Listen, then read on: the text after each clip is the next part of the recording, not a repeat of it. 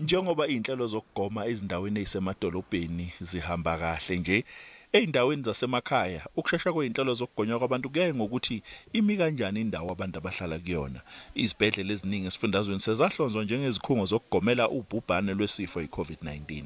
Ububha kanye nokuqoza kwengqalazinda sekuphoqe izisebenzi zomnyango wezempilo ukuthi zihambise imigomo emzini yezakhamuzi. Before we even think about how to take the vaccine to the people, we needed to come up with a strategy that will assist in speaking the voice and getting more voices that are outside us, that are going to advocate for vaccination, that are pro-vaccination. So that's why you would have seen that with the grouping of the above 60. For that particular group, we have been taking the vaccine to where they stay through our churches, through traditional council, through villages.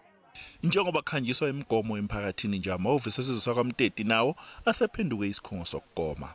Ovakashe kule ndawo uMaria Malapila. Umgomo ke kuye awuqhelile nala ehlala khona. Ngize lapha ukuzogoma ngoba bona beze la ehlala khona manje ke angeke ngikwazi ukuthi ngiye kude.